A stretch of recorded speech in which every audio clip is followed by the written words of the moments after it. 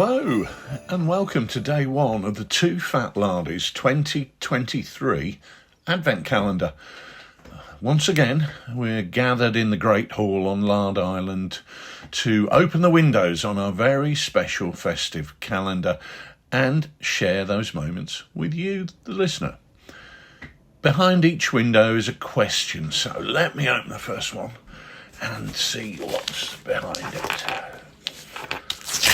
Okay, here we go. As 2023 draws to a close, what's inspiring you for 2024 and what projects do you intend to deliver on? Where are those projects now? What is it about those projects that inspire you and what do you want to achieve with them? Okay, well, on two levels, that's a remarkably pertinent question as I have a number of personal wargaming projects which are looming very large for next year and I'm really excited about.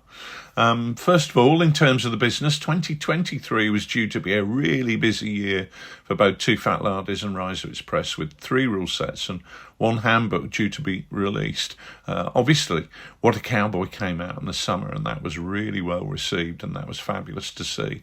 The rest have taken a lot more time than I anticipated and they didn't quite make it into this year.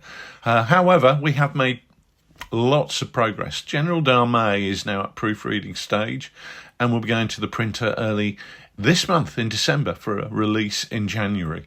Midgard, absolutely great early medieval, Dark Ages and fantasy rule set by James Morris that we're really excited about, has been proofread and will be off to the layout studio in the next couple of weeks, certainly before Christmas, and that's due for release in the spring of 2024, once they've worked their artistic magic. That's going to be brilliant because for the first time we're using John Handiwork and his studio to provide the artwork that set of rules really deserves, and we're looking forward immensely to working hand in hand with them to get that project through to completion. The Far East Handbook is in the final stages of artwork. That's being done. Actually, Christmas holidays is going to give me that last chance to finish off painting some of those figures to go in there and drop those images in. And we've pretty much got that ready and that will be out in January or February. I guess if we've got General Darmay coming out in January, let's aim for February for that. But I don't see any problems with that because we're absolutely right at the end of that project. It's been a tremendously busy year, to be honest with you, and I'm realising that my capacity for continually working 100-hour working weeks is not what it was. The punishing schedule of the Lardy Games days and War Games shows has actually really slowed down my productive time, and going forward I need to correct the balance between the amount of time I spend on the road attending events and how much I actually spend at my desk doing the productive bit. We pulled down the shutters at the beginning of November and said, that's it, we're going to hibernate now until spring of next year. And it's no surprise that my level of productivity in terms of what I do for a living, which is producing and editing rules, has increased incredibly in just the 4 weeks since we did that. And I really need to think about how much people need me to be attending Lardy Games days because, you guys and girls can all have a great time without me there. In fact, sometimes I think you probably have a better time without me there. But that's work. Let's not talk about that. Let's talk about my own War Games projects as it's diving into some of the crazy, fanciful ideas that I have that keeps the productive juices flowing. And 2024 is looking really exciting on that front, with lots of things. Again, probably I've got too much on my desk, but let's go for it. Firstly, we're play testing in the Buff. We played that last night, had a really good time with that. At the moment, I'm working hard to get the core mechanisms right before going on to the more fun detail that I think will make it really special. English Civil War has had a place in my heart forever, really. It's long been a period I've found intriguing. In fact, my first ever metal War Games figures way back in the 1970s were English Civil War 15mm minifigs that came in a box packed with wood shavings, absolutely, sawdust is the word I'm looking for, incredibly messy. When you opened this compact little box, that the entire house became full of sawdust that was coming out with these things. But fortunately, those days are gone, and now it's the 28mm bloody miniatures figures that are providing huge inspiration for this skirmish game. They are so beautiful and such a joy to play with. And I'd like to get to the point where I know whether we're going to actually be producing this as a set of rules, or if it's just a fun exercise in rule design that simply goes into Lard magazine. We'll see. That's part of the fun of the journey.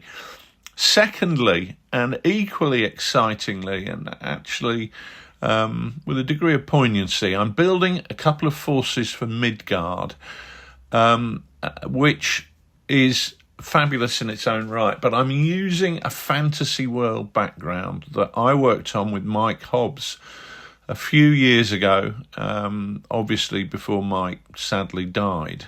That whole concept of the world that we were developing there was about creating really interesting and varied armies. And the first one I'm doing has a Landsknecht theme. It's actually not an army of a state or a duchy or whatever. It's an armed caravan guard force which escorts supplies into the beleaguered lands on the borders of humanity and the goblins of the mountains. So effectively, it's a military version of Ocado or Tesco home delivery. Lots of mercenaries in flamboyant garb. And a really varied force there with some elves, even a giant in it. So it's a fabulously interesting force. So the goblins are going to be really fun, as one of the things that's always slightly frustrated me about fantasy armies is you tend to have an army full of goblins or an army full of orcs or an army full of elves, and that really doesn't cut the mustard for me. I'm really looking to do something that's just that little bit different. And at the core of the Goblin armed forces are captured humans who serve almost like janissaries for their new masters. You know, you read about the Mad Mahdi using captured Egyptian gunners shackled to their guns to stop them running away. And that's exactly what we've got here, driven completely insane by captivity and the depravity of their captors. It's a great opportunity to really create an unusual army of converted figures. And I really love the freedom of the fantasy setting, allowing me to just go with whatever flow I fancy. And that's combined with the plethora of plastic figures for this type of period and the ancient period as well that I can use to allow me to just really go wild with figure conversions to create something totally unique. How much fun that is just off the scale, really. And finally, and possibly the most exciting, if that's possible, is Go Commando. Now, we've kind of talked about this occasionally, but Go Commando is a small skirmish game in World War II with the emphasis on special forces. Nick has been trying to persuade me that there's a small skirmish game out there that we should be doing for years, and I was really rather sceptical, but we played a couple of games and been dabbling with that, and I'm really enjoying what we've been doing. And I think that we're kind of moving our game design mechanism onto the next tier, which in itself is exciting. Nick's assembled a lot of commandos for which he's been doing some raid scenarios.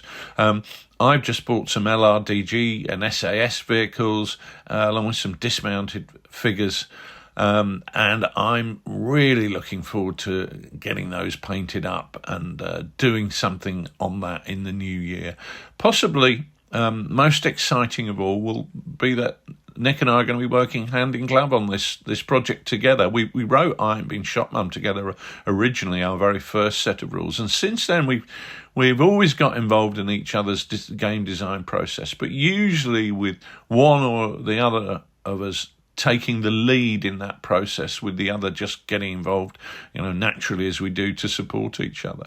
But this time we're getting the band back together, and we're going to be working on this as a duo, and that's going to be great. I suppose the inspiration for this is the same that you always get when starting a new game.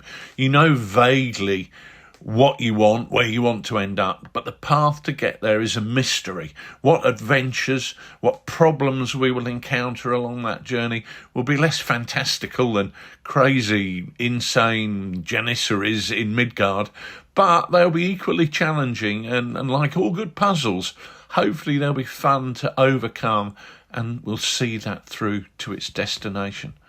As I say, for me, allowing myself to divert from the more popular mainstream rule sets that we produce and go off-piste and do something like In the Buff or Go Commando is really important part in not just maintaining but supercharging my own enthusiasm.